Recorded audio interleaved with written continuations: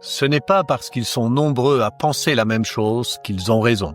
Nous vivons une époque où les évidences sont inversées, Où la lumière est suspecte et l'obscurité est normalisée. mais au cœur du vacarme, une voix murmure encore.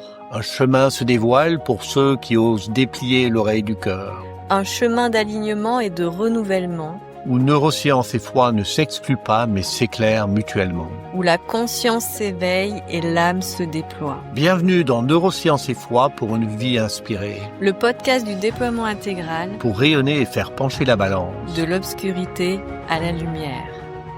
Bienvenue dans notre 11e épisode, la théorie de l'information temporelle en 6 dimensions. Et si vos souffrances venaient d'une distorsion du temps? Avez-vous déjà eu cette impression étrange de tourner en rond malgré tous vos efforts pour évoluer? Vous avez peut-être travaillé sur votre passé, médité dans le présent ou projeté un avenir lumineux, mais quelque chose résiste, revient encore et encore. Et si le problème venait non pas de vous, mais d'un oubli structurel dans toutes les approches actuelles, thérapeutiques ou de coaching, le fait que le temps ne soit pas une ligne droite. Bonjour Laure, bonjour les auditeurs. Bonjour Joachim et bonjour à toutes et tous. On est ravis de vous retrouver dans un épisode où effectivement on va parler du temps. Vraiment un épisode, là on touche à ta passion. Et pour commencer justement sur cette notion du temps, et on va expliquer ce que ça amène, ce que ça change dans l'accompagnement de l'humain, en quoi ça rejoint aujourd'hui des théories scientifiques. Mais déjà, on va commencer par le fait que dans ton livre, tu parles déjà de cette notion de temps. Moi, c'est quelque chose qui m'a vraiment marqué. Donc, ton livre sort en 2020 et tu parles de temps omnidirectionnel de l'approche NSQ. Maintenant, donc 5 ans plus tard, tu es en train de toucher vraiment quelque chose d'encore plus profond sur cette notion du temps. Ouais. Est-ce que tu peux nous en dire plus? Oui, tout à fait. Alors, tout d'abord, j'ai commencé à écrire le déploiement intégral fin 2017, alors que j'étais en train de naviguer avec des amis vers les Caraïbes. Donc, on était parti, ça s'appelle l'Arc, en fait, pour traverser la mer, donc l'Atlantique vers, donc sur un voilier. Et donc, pendant mes temps où je n'étais pas en quart, j'avais du temps pour écrire. C'est là que j'ai commencé à écrire. Donc fin 2017, déjà cette notion du temps était pour moi multidimensionnelle. Mais bon, évidemment, il n'y avait pas de modèle théorique du temps en plusieurs dimensions, donc c'était uniquement intuitif. Et il faut dire que c'était intuitif parce que c'était empirique pour moi. J'avais constaté dans un stage que j'avais organisé, j'avais mis des bulles de temps, j'avais fait jouer les gens dans leur conscience avec ça, des gens en 2008. Donc tu vois, ça a pris du temps. Et du coup, j'avais imaginé le temps comme un transfert d'informations, ce qui s'est avéré aujourd'hui assez exact, puisque nous avons la théorie 3D Time qui est sortie en avril 2025, qui en fait confirme ces intuitions que d'autres ont eues évidemment, Philippe Guimond notamment, confirme ces intuitions qui sont que le temps n'est pas, il n'y a pas un seul temps, mais le temps est dans un espace volumétrique où il y a 3 vecteurs de temps, en fait c'est un temps à 3 composants, donc 3 dimensions du temps, comme il y a 3 dimensions de l'espace. Et donc c'est pour ça que comme j'étais intéressé par toujours été intéressé par les neurosciences très profondément, et notamment par la théorie de l'information intégrée de Christophe Koch et de Tononi, de Giulio Tononi, j'ai pu formaliser l'intégration des différentes dimensions du temps dans leur théorie. Et c'est pour ça que l'article scientifique là va sortir. Voilà. Alors oui, tu prépares un article, enfin tu l'as déjà écrit, mais bon, tout ça Ouais. est en chemin. Et je pense qu'on va y revenir sur certains aspects. Mais ce que tu dis, c'est que cette recherche, toi, qui t'a amené dans cette compréhension, Mmh. comme tu le dis, c'est suite à des constats. Oui. Donc là aussi, tu peux en parler puisque la prochaine SQ, c'est une approche Mmh. qui a évolué, enfin, parce que tu as quelque part traversé pas mal Mmh. de continents et de méthodes. Peut-être on va prendre des cas concrets Ouais, tout à de fait. situations. On peut commencer Ouais. peut-être par le trauma, Oui, le trauma. que tu as pu constater, heu et qui t'a amené justement à faire ce rapprochement avec cette notion du temps en 3 dimensions Mmh. et ce que ça change aujourd'hui de comprendre ça. Oui, ce qui est fabuleux, c'est qu'aujourd'hui, en fait, je peux, grâce aux avancées qui ont été faites par d'autres, hein, donc on parle de Günther Kletschka, Philippe Guimand, etc. Donc, on peut comprendre et formaliser ça d'une manière mathématique grâce au modèle de la cognition quantique. Mmh. Donc, on n'est pas dans du quantique abstrait, c'est quelque chose de rigoureux, de formalisé. C'est-à-dire qu'il faut comprendre qu'un traumatisme, ce n'est pas juste, je veux dire, un souvenir. Ouais. C'est une fracture temporelle, c'est-à-dire que c'est une distorsion d'un des vecteurs de la courbure du temps, d'une des dimensions du temps dans l'espace volumétrique. Ce qui change absolument toutes les perspectives et qui peut expliquer enfin pourquoi la méthode Fingertip Trauma Méthode que j'avais appris avec Zivorad déjà en 2011-2012 fonctionnait, mais on ne savait pas expliquer pourquoi. Quand on faisait tourner les personnes, on dissociait l'espace-temps, on ne comprenait pas exactement pourquoi ou comment, mais ça fonctionnait. Alors moi après j'ai amélioré tout ça avec d'autres process que j'avais mis au point avec l'alignement quantique intégral, etc. J'ai beaucoup travaillé avec les gens, j'ai appris ces méthodes, j'ai vu qu'elles étaient reproductibles, que chacun obtenait des résultats, ça a évolué. Et si tu veux, le temps, j'ai compris qu'en fait, il y avait des transferts d'informations entre les différents espaces-temps Mmh. et que si on veut guérir et être dans une résilience intégrale, il faut rétablir l'homéostasie dans tous les espaces-temps et pas juste dans un seul. Mmh. Alors justement, est-ce que tu peux en dire plus sur, ces différents temps? Oui, voilà, donc on va reprendre les analogies, ça c'est grâce aux Grecs et il faut quand même savoir que on va prendre le temps chronos, le temps kéros, le temps aion. Donc les Grecs avaient déjà cette notion du temps cyclique et emboîté les uns dans les autres. Donc on parle de quelque chose il y a plus de 2500 ans, d'accord? Et c'est assez génial de voir qu'ils avaient ça parce que finalement les Romains ont gagné ils ont eu plus d'infrastructures technologiques, on va dire, ils étaient mieux organisés, etc. d'un point de vue de l'armée, mais également de l'intendance, ils ont pu faire beaucoup de choses. Mais par contre, d'un point de vue, je dirais philosophique, ils nous ont fait régresser, notamment dans la vision du temps, historiquement parlant. Hein, c'est grâce à eux qu'on a ces fameuses lignes de temps que l'on voit.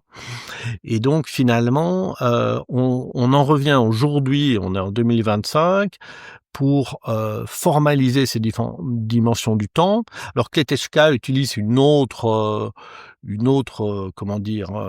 analogie, mais pour nous, pour les neurosciences, c'est plus facile d'utiliser Chronos, Kairos et Aion. Donc Chronos, c'est le temps linéaire qui est physiologique et mécanique.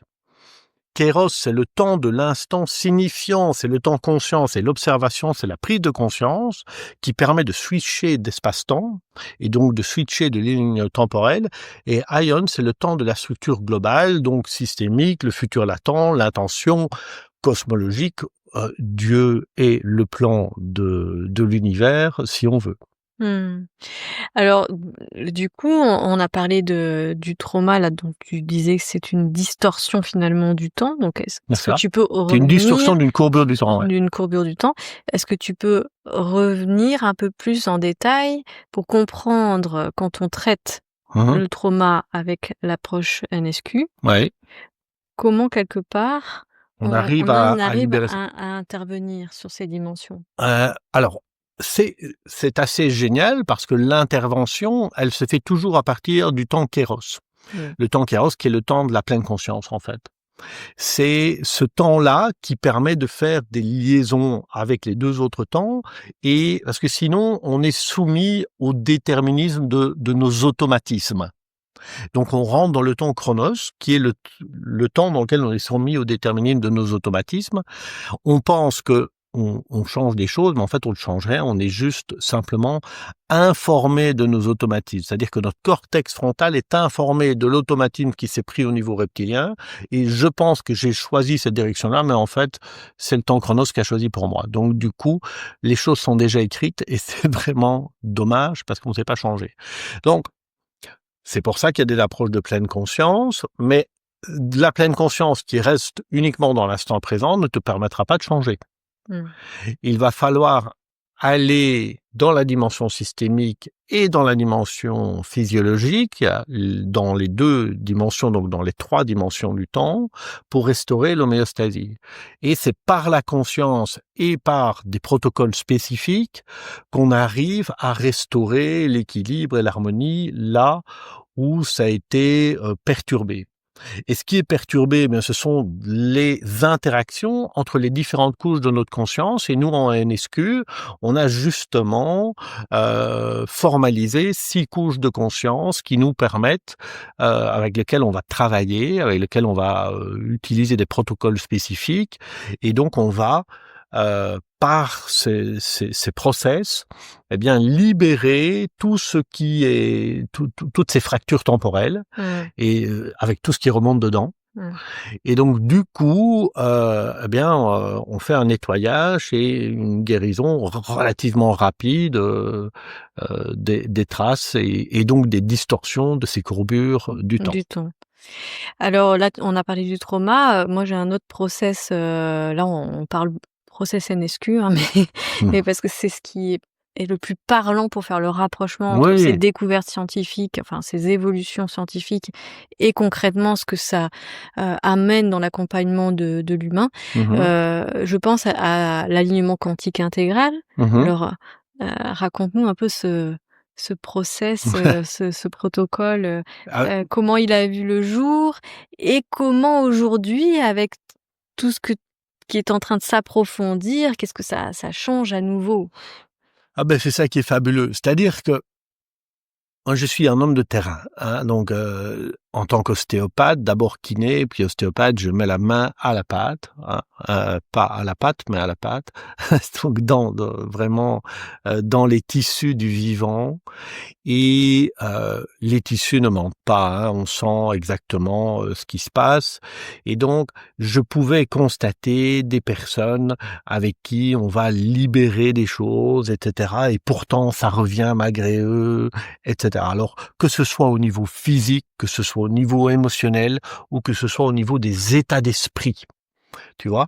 Ça peut vraiment revenir et donc l'alignement quantique intégral, je l'ai, formalisé lors d'un stage en 2008, du côté de Namur, où on avait eu la bonne idée avec le collègue, qui animait le stage avec moi. On s'était dit: «Tiens, on va filmer les gens au début du stage et à la fin du stage» et il y en a qui ne se sont pas reconnus. Ça leur a vraiment été, ils se reconnaissaient plus, quoi.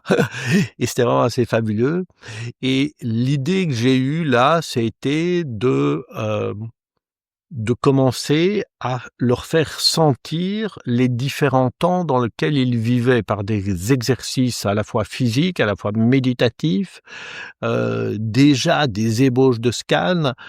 C'était vraiment de l'intuitif pur. Je dirais que c'était quelque part déjà la convergence de ce que je sentais, que je travaillais dans mon cabinet, et en même temps de toutes mes pratiques de méditation.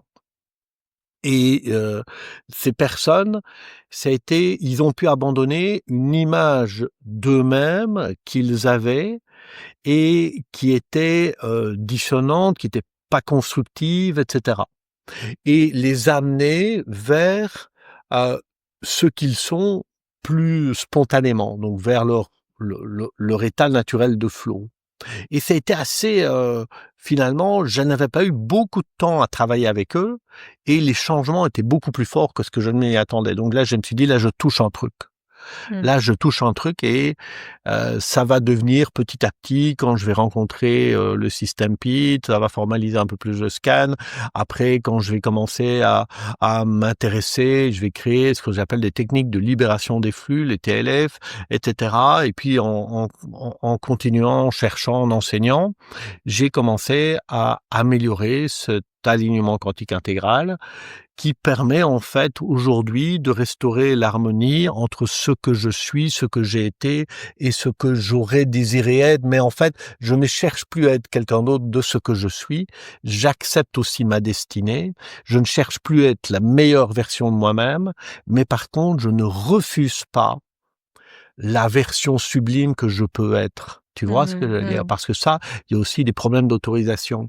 Et donc, c'est assez spontané et ça donne des très bons résultats, mais grâce aujourd'hui au formalisme rigoureux mathématique de la cognition quantique, qui a été les premiers frémissements de la cognition quantique, ce sont des neuroscientifiques vers 2004, j'ai plus leur nom là sous la langue tout de suite, mais 2004-2005, qui ont commencé à se dire: on n'arrive pas à expliquer certaines observations que l'on fait, donc avec les mathématiques classiques, et si on utilisait les mathématiques quantiques pour essayer d'expliquer, et tout d'un coup, ça a ouvert des portes, ils ont pu expliquer des phénomènes qui n'arrivaient pas. Donc la cognition quantique, c'est vraiment là-dessus que aujourd'hui la NSQ s'appuie, parce que ça permet en fait, d'avoir un modèle, un canevas qui te permet d'expliquer pourquoi, par exemple, on va prendre la technique de NSQ trauma, où on a une distorsion de l'espace-temps, et plus la personne est traumatisée, plus la perception, tu le sais, tu l'as vu, plus la perception des distances est faussée, en fait. Et c'est très, très fort. Eh bien, aujourd'hui, on peut l'expliquer par le modèle mathématique, par les équations, et c'est clair. Et donc, on peut mettre ces équations dans des simulations et expliquer également les états modifiés de conscience, la prise en compte des psychédéliques, les expériences de mort imminente, les dissociations, etc. C'est ça, en fait, que cette nouvelle théorie de l'information temporelle en 6 dimensions permet d'expliquer, et qui va être publié dans le journal des neurosciences, prochainement. Et je pense aussi, et tu l'as évoqué, la dimension systémique. Alors c'est vrai que tout ce qui est domaine systémique, c'est aussi une passion que je partage avec toi. Et là, est-ce que tu peux aussi illustrer Oui. à quel niveau ça vient à la fois comprendre pourquoi à certains moments dans certaines approches où on travaille sur cette dimension systémique, on va libérer certains aspects, et pourquoi à d'autres moments ça peut rester bloqué? Oui, bien sûr. Donc il faut vraiment travailler sur les trois temps, hein, donc d'accord. Donc il y a d'une part ce temps physiologique que l'on vit tous, ce qui est inscrit quelque part, ce sont des cristallisations temporelles, hein, mais en même temps, on le sait, hein, on l'a vu dans des approches comme les constellations familiales, mais bien sûr dans des approches même systémiques d'entreprise, que nous cherchons toujours à être plus ou moins en cohérence avec notre environnement, c'est logique, et donc nous subissons des influences systémiques qui sont beaucoup plus larges, qui sont familiales, qui sont transgénérationnelles, qui sont d'ordre culturel, ou encore plus large, nous sommes tous imbriqués dans des systèmes. Et in fine, c'est comme ça, on l'explique parce que c'est le temps Heian qui finalement, c'est comme si nos futurs possibles sont déjà enrôlés dans une trajectoire d'information. Il y a une ligne temporelle qui vient, puisque le temps s'écoule du futur vers le passé, pas du passé vers le futur. Eh bien, le temps chronos, en fait, s'écoule du futur vers le passé. Et donc, du coup, quand on reçoit cette information, même si on cherche à changer de trajectoire, c'est comme si on avait un GPS faussé qui nous donne tout le temps la mauvaise route. Tu vois? Et donc, les systémiques, avec les loyautés, des fois, même quand elles sont reconnues dans notre temps kéros et qu'on en devient conscient, et même qu'on dit les phrases qu'il faut, etc., ça peut bloquer si on n'a pas reprogrammé ce GPS, tu vois. Et alors, pas toujours, des fois, il se reprogramme tout seul, parce qu'il y a suffisamment il y a suffisamment de transfert d'informations pour que ça se fasse. Mais des fois, il va pas se reprogrammer aussi parce que ça reste ancré dans le tissu physiologique et notamment dans les fascias. Voilà. Et je pense aussi à un autre process NSQ toujours, hein, où justement on va amener la personne à remonter jusqu'à des points de bifurcation. Tout à fait. Alors, puisqu'on est parti dans les dimensions du temps et dans ces bifurcations et dans ces courbures, celui-ci aussi, pour arriver à de la résilience intégrale, il est assez fulgurant, assez profond aussi, hein, faut quand même une maîtrise pour l'accompagner. Et là aussi, quelque part, on revient à des points. Oui. Alors la NSQ aujourd'hui, avec tout ce qu'elle l'intègre, toute son évolution, en fait, tout était déjà là, mais ça s'est de plus en plus précisé, de plus en plus dessiné, de plus en plus affirmé les différents axes, d'accord? Donc, on est parti de 4 couches de conscience dans le scan à 5, puis 6, et aujourd'hui, on est vraiment complet. J'en vois 7, mais je vais pas divulguer ça trop maintenant. Et en même temps, on a, comment dire, c'est un peu comme une odyssée intérieure dans lequel on va cheminer comme un explorateur à la rencontre de tout ce qui nous compose dans les différentes sphères de l'espace et du temps. Et c'est vraiment ça, c'est vraiment une odyssée. Donc, par la pleine conscience ancrée dans le corps et à travers des mouvements et à travers des focus et à travers des exercices particuliers, des déplacements, etc., on va mettre à nu et mettre à jour les points de dissonance ou, comme tu dis, certains points de bifurcation qui nous ont fait dévier d'une ligne temporelle à un moment donné ou à un autre pour le réintégrer l'information qui avait été laissée de côté et cheminer à nouveau et rechanger de ligne temporelle. C'est vraiment, c'est une chirurgie de la conscience holistique en fait, mais qui se fait, alors, la plupart du temps en douceur, et d'autres fois qui laissent remonter des charges, mais on n'est pas obligé d'aller dans des trucs très durs. Je pense que ça ne sert strictement à rien d'essayer d'aller dans des trucs très durs. Le plus important, c'est d'augmenter le champ de conscience dans toutes les dimensions de l'espace et du temps de ce qui nous compose. Et ça, c'est pour moi, c'est ça qui est fabuleux, c'est que nos systèmes cherchent toujours la résilience, ils cherchent toujours à revenir au meilleur équilibre, le plus économique possible et le plus confortable possible. C'est en quelque sorte aussi une ostéopathie multidimensionnelle. Voilà. Et donc quelque part, des expériences empiriques, Oui. aujourd'hui ça rejoint, donc des découvertes, des évolutions scientifiques, en tout cas, de nouveaux paradigmes. Ah oui, c'est des découvertes majeures là qu'on est en train de vivre. On vit une époque formidable, ce qui va se passer et déjà ce qui est en train de se passer. Il va y avoir, suite à ces nouvelles théories qui voient le jour, il va y avoir des expérimentations. Mmh, Mais donc ça veut dire qu'il va y avoir également des applications concrètes qui vont mmh, apparaître.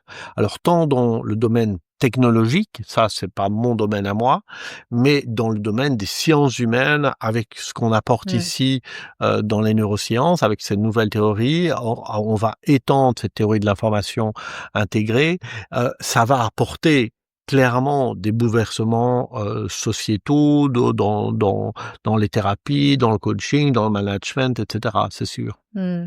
Et déjà, c'est vrai que, ça vient consolider finalement, comme tu disais, Mmh. des fois des découvertes qui viennent, de constats, d'intuition, Mmh. voilà, du travail qui s'accomplit, finalement, dans la recherche d'accompagner les personnes, quoi. Donc c'est comme Exactement.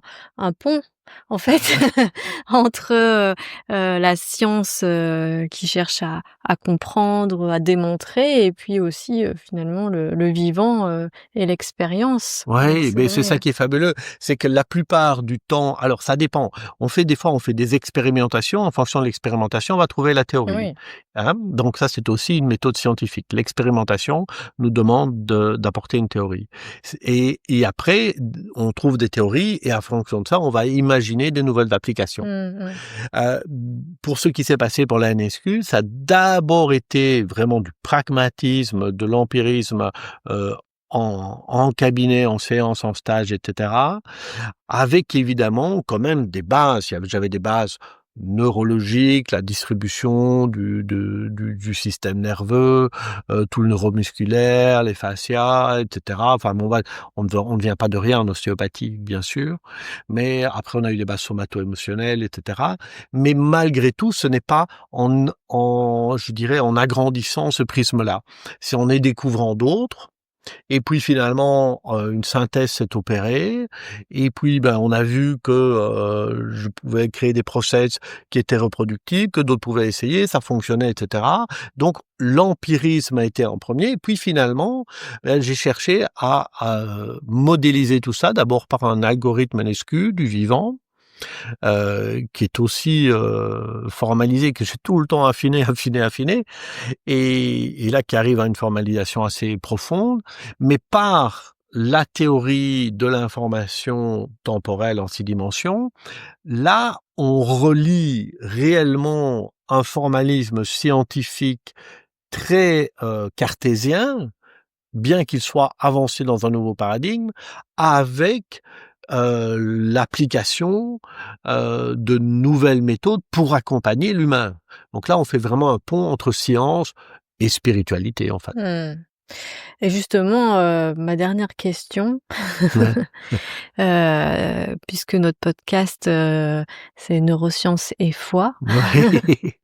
j'avais envie de dire: «Et alors, la foi dans tout ça?» Elle est super importante la foi parce que, le changement justement dans ces différentes dimensions du temps n'est pas un changement mental. Mmh. Forcément, ça doit impliquer toutes les couches de conscience de l'être, donc ça implique l'émotionnel, ça implique évidemment, notre système reptilien, ça implique, notre la circulation, des flux en nous et cetera, ça implique tout. Donc du coup, c'est pas juste les pensées et les sentiments, mais le cœur a sa place parce que c'est le cœur qui résonne et les dimensions temporelles, on ne les habite pas juste avec sa tête. Mmh. Il faut les habiter avec tout son être et donc la foi, elle permet en fait, dans la foi, tu ne peux pas être séparé. La foi, moi, enfin, quand je suis dans la foi, moi, c'est le sentiment en tout cas que j'en ai, je suis entièrement dans quelque chose. Tout mon être y est. Dans la foi, je suis dans l'unique, dans l'un. Je suis unifié dans la foi et la foi, elle l'unifie. Elle tout mon être y va. Eh bien, c'est la même chose. D'ailleurs, on le voit en NSQ, quand on fait le procès d'Amasté, on demande d'unifier toutes ces couches et d'y aller complètement. C'est pas dans la tiédeur qu'on y va. Donc, la foi, eh bien, on comprend que ceux qui ont la foi, on peut donner l'explication. Finalement, ils unifient toutes leurs couches dans les différentes dimensions de l'espace-temps et de l'espace et du temps. Et donc là, ils peuvent recevoir les informations d'Aion, donc cosmologiques, Dieu, que tu appelleras ça comme tu veux, mais elles peuvent descendre et s'ils ne font pas obstacle, alors ils sont inarrêtables. Voilà. Oui, et c'est je trouvais important d'arriver quand même à cet aspect-là et aussi un dernier mot parce que ça me fait penser également à un process le Nostradapono et qui lui donc c'est un process qui aide à aller plus loin dans le pardon, vraiment qui est vraiment libérateur et il y a une dimension vraiment profonde qui est de cet ordre-là qui intervient dans ce process. Ben, c'est dans ce process-là, j'ai repris comment dire, cette merveilleuse technique qu'on appelle le Ho'oponopono, qui vient de Hawaï, qui permet en fait de faire la paix, mais profondément, d'être dans un pardon, dans une résilience, et je trouve que c'est vraiment les étapes de la résilience en fait. Ils ont découvert ça, c'est fabuleux, et quand on veut l'appliquer profondément, eh bien ça fonctionne. Sauf que encore une fois, des fois ça fonctionnait, des fois ça fonctionnait pas, etc. Et mon idée, ça a été bien justement, avant même d'avoir le formalisme mathématique ça a été, parce que finalement, nous sommes des êtres d'intuition, mais l'intuition, elle doit, si tu veux que ton intuition reste juste, il faut après qu'elle soit validée par le rationnel. Si ton intuition, tu t'accroches à l'intuition sans la valider par le rationnel, ben tu te perds. Et donc, du coup, en la reliant avec les 3 dimensions du temps, eh bien, ça, on a tous remarqué qu'on avait 12 étapes, et dans ces 12 étapes, ces 12 pas, tout le monde vit un bouleversement. Tous les gens qui pratiquent ça c'est des libérations incroyables. Il y en a même qui s'endorment à la fin tellement ils ont lâché des trucs, quoi. Ça, c'est vrai. C'est un truc de ouf, quoi. Exactement. Ouais. Merci Joachim pour toutes ces explications. Alors vous l'aurez compris, il y a encore beaucoup à en dire, que ce soit sous un angle scientifique, que ce soit sous un angle neurosciences, philosophique, etc. Donc on y reviendra prochainement. Ontologique. Mais en tout cas, vraiment, c'était pour vous partager cette évolution majeure dans la compréhension de ces dimensions du temps. Merci Laure, merci à vous pour votre écoute. J'espère que vous aurez envie d'en apprendre un peu plus parce que nous sommes à l'aube d'une révolution majeure, enfin elle est en cours dans différents domaines et c'est vraiment passionnant et ça donne des possibilités incroyables pour être à la fois plus aligné avec la foi mais aussi plus impactant dans notre vie quotidienne. Merci à vous et à bientôt.